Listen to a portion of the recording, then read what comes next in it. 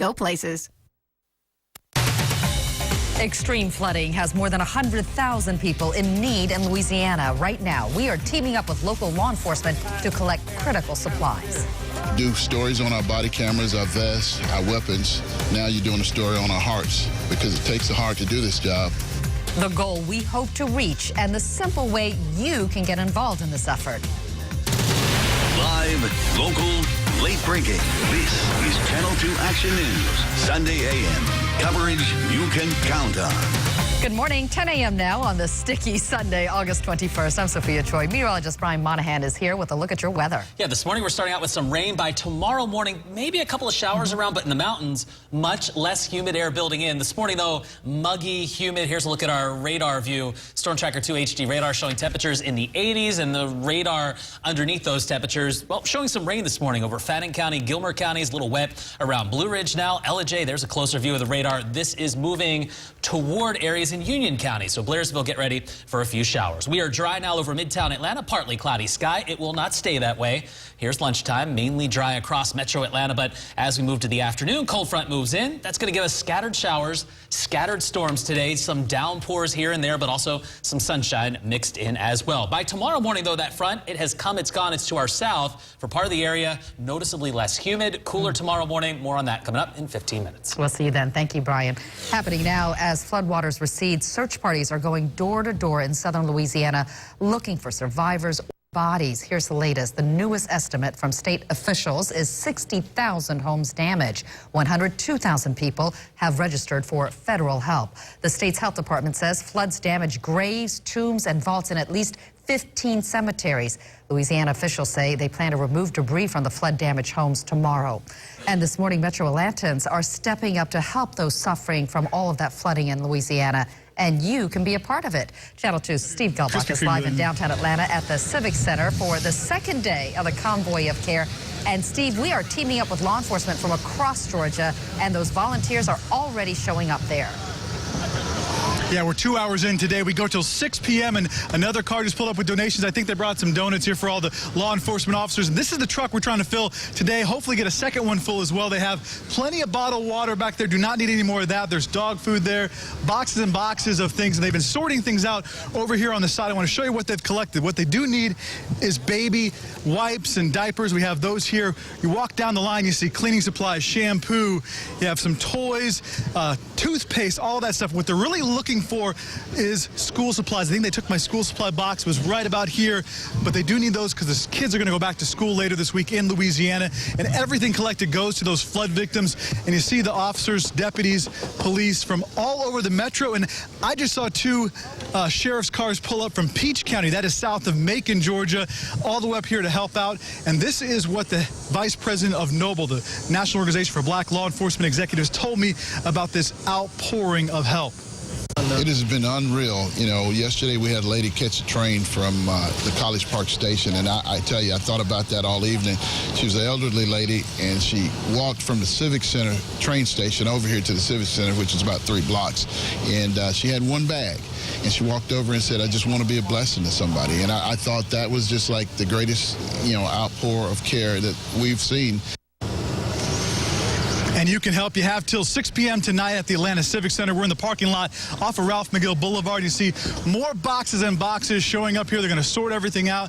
We have a plethora of Pampers, a lot of, again, what they need are school supplies, cleaning supplies, anything someone living in a shelter who may have lost everything is going to need to rebuild. And we're going to be here again till 6 p.m. tonight. You still have time to stop by the Atlanta Civic Center.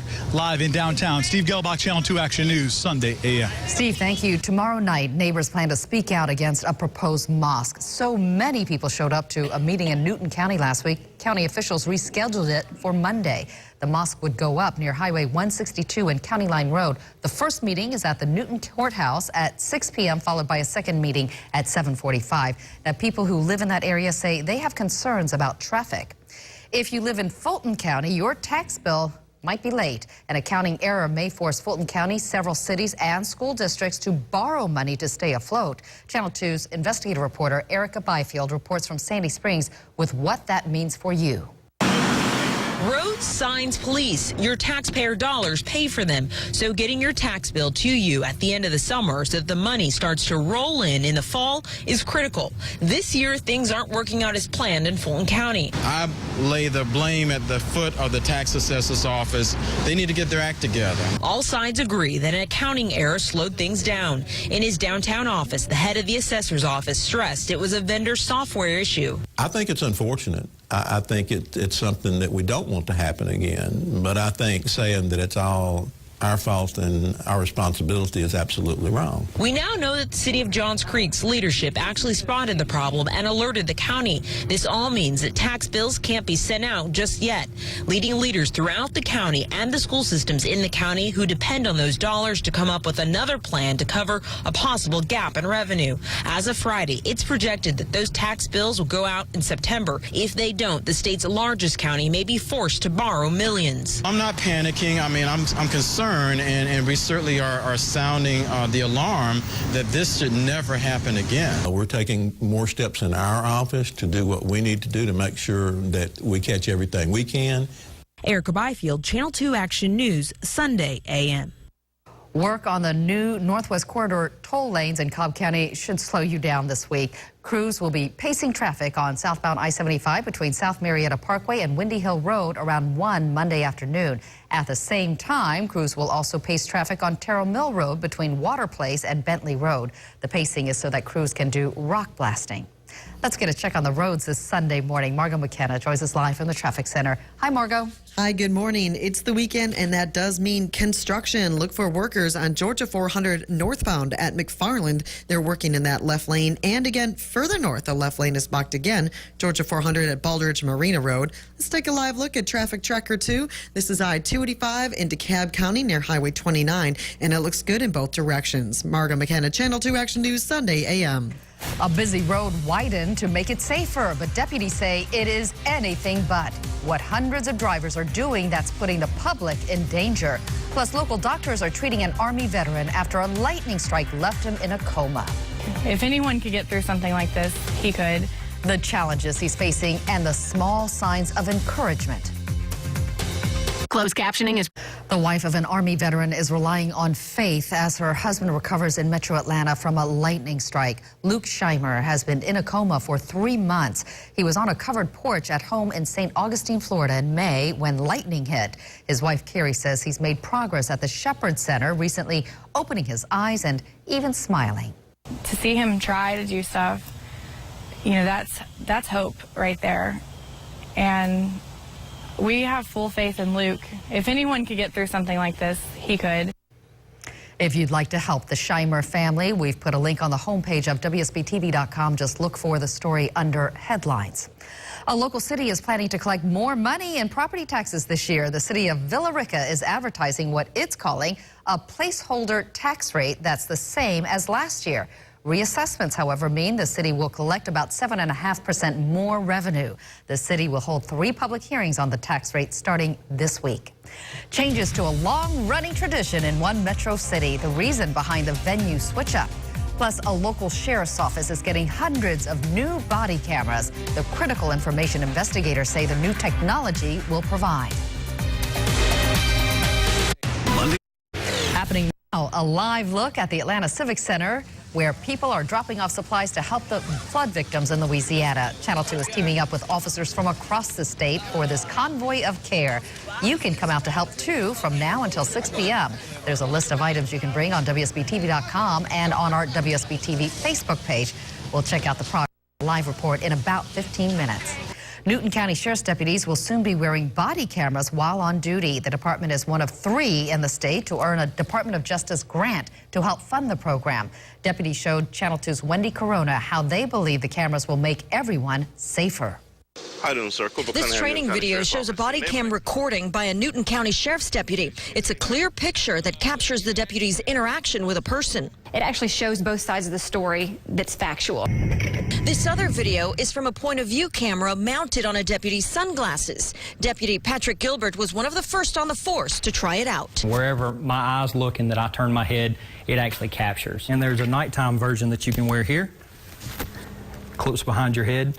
and at the same sense, I'm still looking directly at you. Getting the cameras to the department has been a process that's taken more than a year, and for everyone's sake, very necessary. But the fact is, when it's on camera, that's not going to lie. Sergeant Courtney Morrison said the department will receive 100 point of view, worn on the head type cameras and body cameras in the coming weeks, thanks to a federal grant. For each patrol officer, warrant division will also have them, and our crime suppression unit as well. Deputy Gilbert believes the cameras will help keep officers patrolling and not tied up in court. Now to where the department can download the video, send it to the defense attorney, and etc.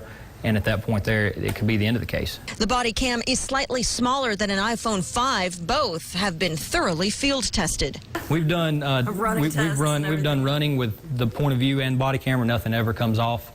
Wendy Corona, Channel 2 Action News, Sunday AM.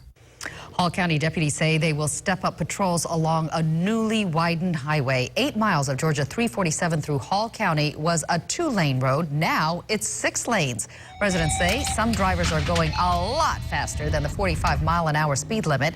Deputies say they've clocked drivers going from 80 to nearly 115 miles an hour. We got them anywhere from 79 miles an hour to 113 miles per hour. Jeez, how many tickets you write that day? We wrote 126. So far, there have been no deadly crashes. The sheriff is hoping to keep it that way by holding down the speeds. Well, the sun is coming out after a cloudy morning. Meteorologist Brian Monahan is also tracking some showers in the North Georgia mountains. He's in Severe Weather Center, too. Yeah, big difference in weather depending on just where you are right now. Sunshine over Midtown, then, as Sophia mentioned, in the mountains. Last 15, 20 minutes, watching a few showers move across Fannin County, Gilmer County, Union County as well. In fact, let me kind of tell you the story right now by way of a couple of views. First, over Midtown Atlanta, you can see the sunshine, partly cloudy sky. But here's Storm Tracker 2 HD radar. We're dry in Atlanta. A few showers now popping up over the North Georgia mountains. Let's take you there live on Storm Tracker 2 HD. You can see those showers now up around Blairsville, making steady progress out of Fannin County and Gilmer County this morning. Some wet roads around Ellijay this morning. Also over toward areas of Pickens County. Here come the showers moving in toward Towns County next. Hiawassee, get ready. Next hour or so, we'll see those showers move in toward you, whether you're seeing the rain or not. Lots of clouds around from Blue Ridge to Blairsville. Hiawassee, a mostly cloudy start to the day. But like I just showed you on our Midtown camera, we've got sunshine breaking through the clouds right now. Temperature at 78 degrees. The humidity still very high. It's an awfully muggy start to the day. The wind at west at about 12 miles per hour. At 12 o'clock, isolated showers developing, especially over the mountains, but we'll start to see a few develop over metro Atlanta, and then that rain chance will increase through the day. Had a couple of questions I've seen on Facebook and Twitter. With the rain around, do we cancel outdoor plans? Don't do that. Go ahead with your outdoor plans today. Just be aware we'll see some downpours here and there by 2 o'clock, 87, and by 4, tracking a few scattered storms, downpours, gusty wind, frequent lightning, possible temperatures in the middle 80s. So for today by 5, here are those downpours. Again, want you to notice there are some breaks in the clouds too, so it's not going to rain everywhere through the day today as this front makes its way through, pushing to the south of the metro by 11 o'clock tonight. Here comes the drier air, starting to see more breaks in the clouds over the North Georgia mountains tonight. And then by tomorrow morning, there's the front to the south, especially from metro Atlanta to the north. You're going to feel that difference as you step out the door tomorrow morning. It is going to be less humid across North Georgia, but not cloud-free. Fronts this time of year often get just far enough to the south to be close enough to us to still allow for some cloud cover. Here's 2 o'clock Monday, still tracking some clouds around North Georgia, even the chance for a few sprinkles south. But around the metro, you will notice that drier air tomorrow afternoon. Here's the 5-day forecast. 89 today, our rain chance at about 40%. Now, I still have 20% shower chances Monday, Tuesday, and Wednesday. That mainly across our southern counties, south of metro Atlanta. Upper 80s, still hot in the afternoon, but with that drier air, we'll have some mornings in the 50s in the mountains and some upper 60s by Tuesday morning in the metro. Then the heat, it returns by Thursday. We are back in the 90s. Police believe this video shows a driver run over and kill a man. The clues investigators say that connect the driver to a cable company. Plus, move-in day for hundreds of local college students. The problem they face, that had some looking for a new dorm room.